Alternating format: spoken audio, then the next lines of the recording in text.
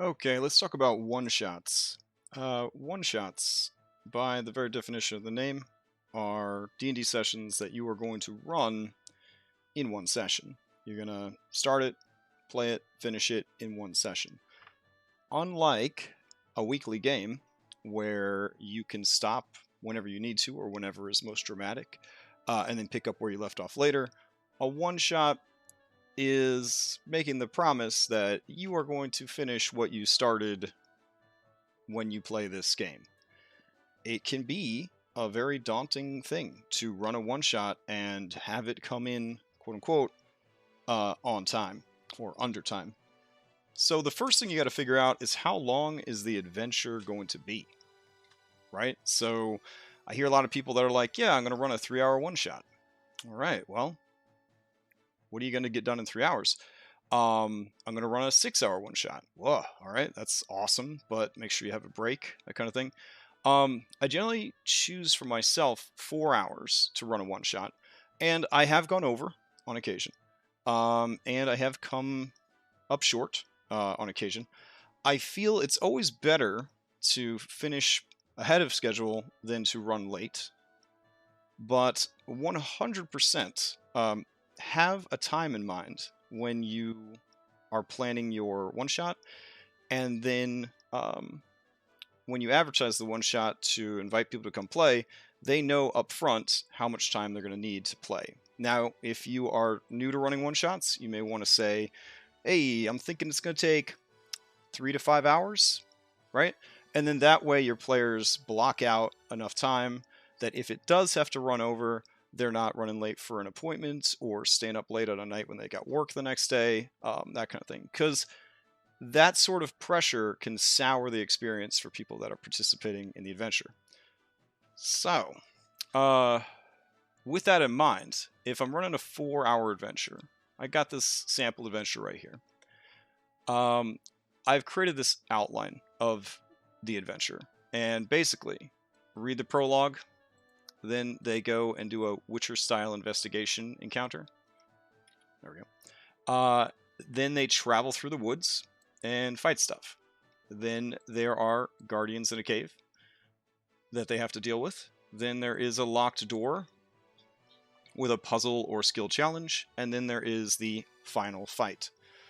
So, looking at this with 4 hours, I would say, yeah, reading the prologue, making sure everybody's ready to play, all that. We'll maybe put aside 15 minutes. Okay. Investigating the crime scene, as it were, doing a Witcher-style investigation. Oh, there's wagon, overturned, and there's tracks, and there's blood.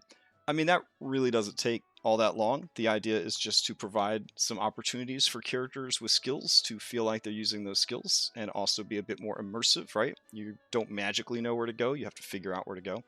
So that's probably like 30 minutes tops, okay?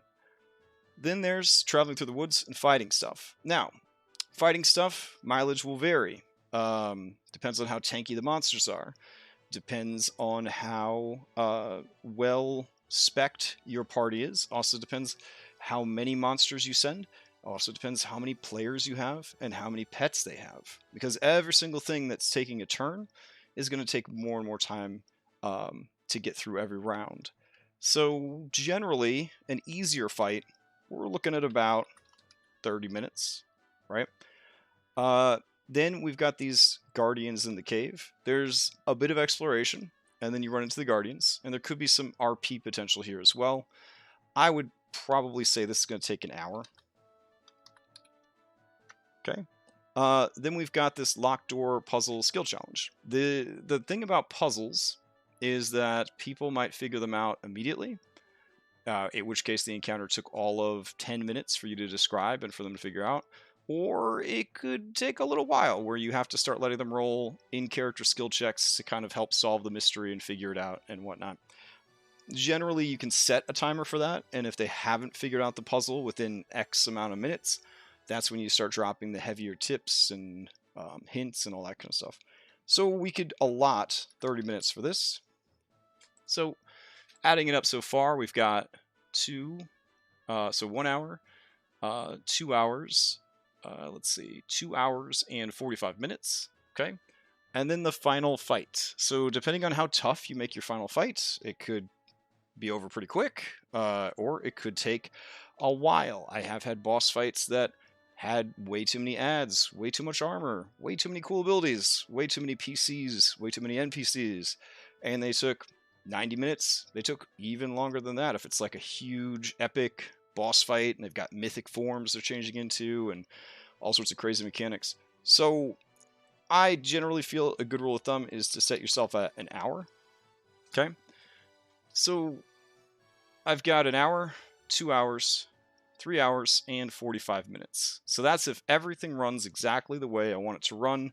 That gives me 15 minutes of time for helping people get set up for the game, waiting for anybody that might be running a little bit late, explaining things to people, answering questions, or anything in particular running longer than it should. Okay. So, that's if everything runs perfectly. Now, we know that in D&D, or in tabletop in general, or in life in general, things don't always run like clockwork. There's complications.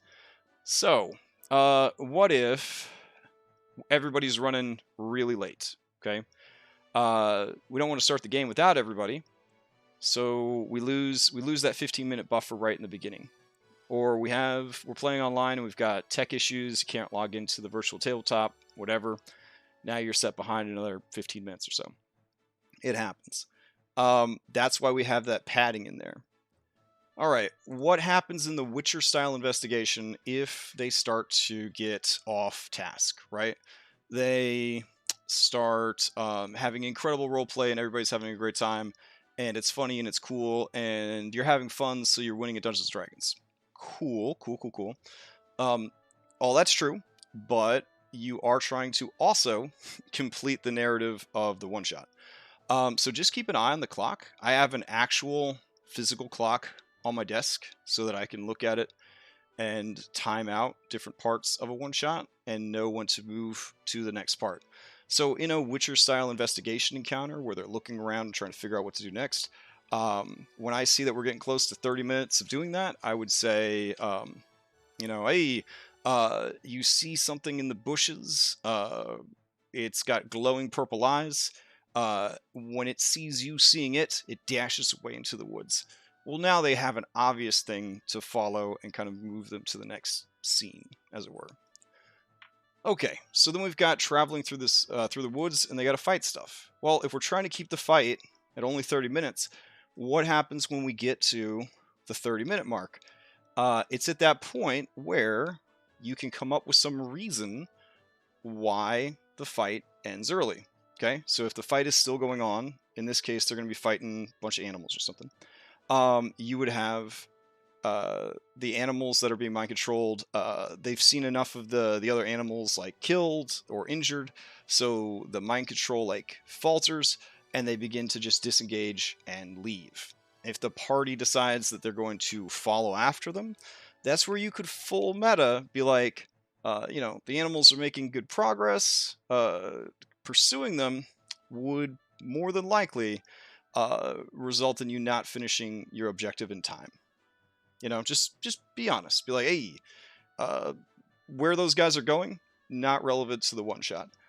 In a one-shot, I feel like you can be a little more meta because there's an agreement there amongst everybody that you're going to play the one-shot, right? It's not a sandbox one-shot. It's a one-shot adventure that everybody's agreed to play together.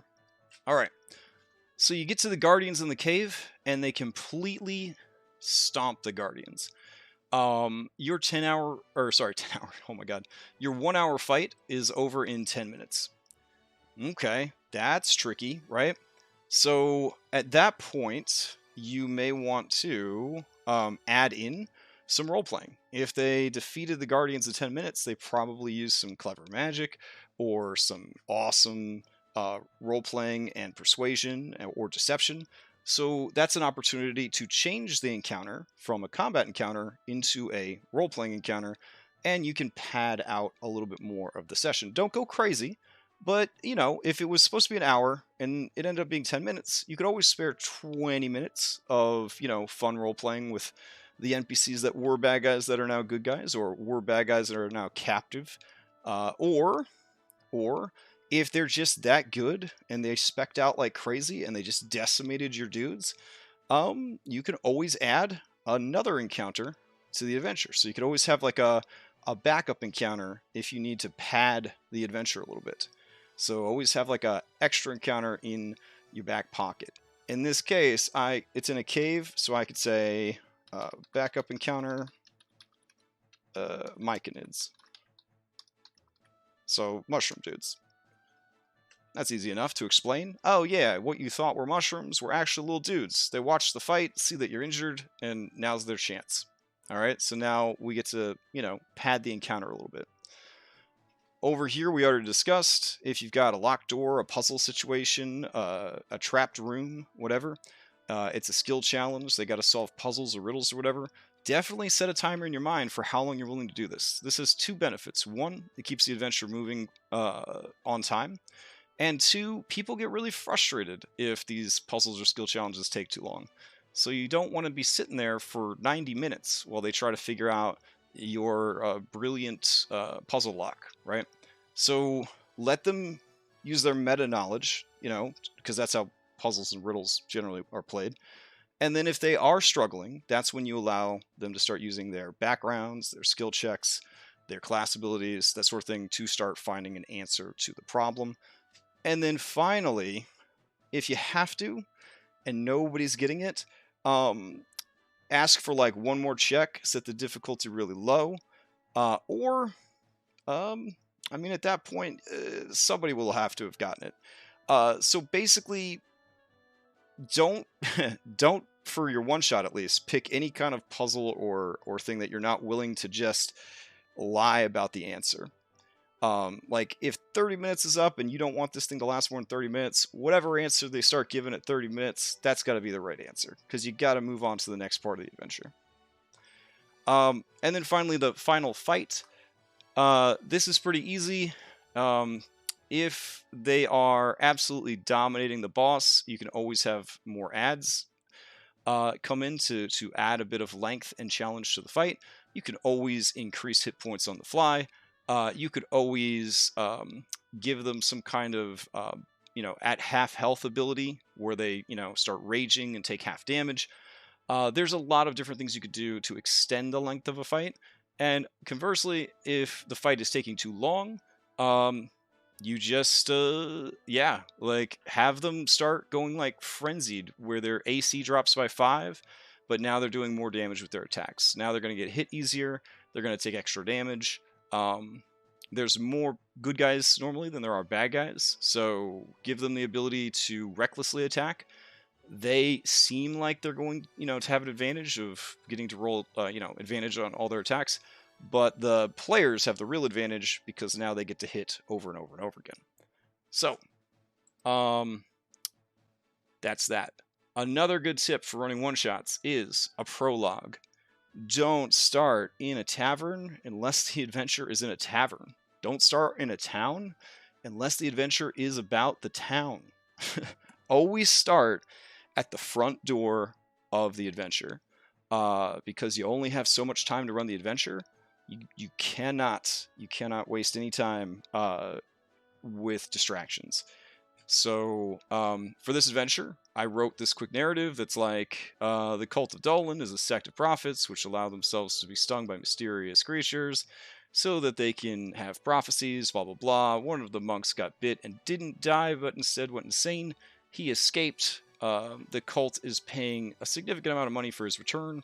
You have been given the general directions of where he is, blah, blah, blah, blah, blah. And it's just like at the beginning of any Star Wars movie, where all that yellow text is flying through outer space, and it says, yo, since the last movie, this is all the crap that went down. And then, bam, you start in the middle of something exciting. It's the same deal. You could even start, if you wanted to, your one-shot in combat. As long as your prologue sort of leads up to it, you could say, while investigating the scene of the crime, men came out of an alley, brandishing weapons, and began to attack. And that's where you start the adventure. What an exciting way to start a one-shot. So, yeah, prologue, huge tool in your toolbox to make sure that your adventure is on track and you're going to finish it on time. The other useful thing, of course, is an epilogue. So when the adventure is over, you can just say, based on how much time you have left, you guys were successful, you returned to the quest giver, you were rewarded, blah, blah, blah, blah, blah. Everybody's great. So proud of you. Imaginary gold star stickers. You're the best.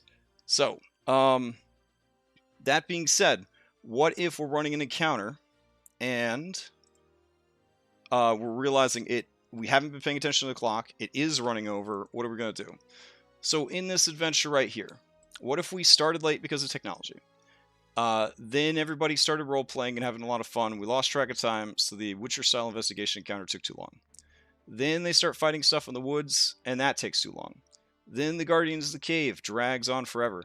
At that point, right, I would realize, hey, I'm not keeping track of the time, so what I would do is just drop this encounter altogether. So they would arrive to the room, and I would just say, it looks like at one time this door was locked via a magical puzzle, but now the door stands ajar. Bam, just got 30 minutes back on the clock. Okay. If they're taking forever and they get to the Guardians of the Cave, I could remove half of the Guardians from the cave. I could just be like, hey, there's there's a such and such creature, and that's it, right? So it would take out all the ads that would have been in there. There's a lot of things you can do to sort of slow that down. Just empty rooms. Rooms aren't being used anymore. You are the game engine. So if you need to just real quick delete a bunch of stuff, delete a bunch of stuff. So hopefully those tips will help you when you're running a one-shot to make sure you start and finish in the allotted time, and everybody feels like they experienced the adventure to its fullest, and nobody had to stay up late on a work night, and everybody is excited to play your next one-shot. All right, I'll see you in the next video, and we'll talk about something else.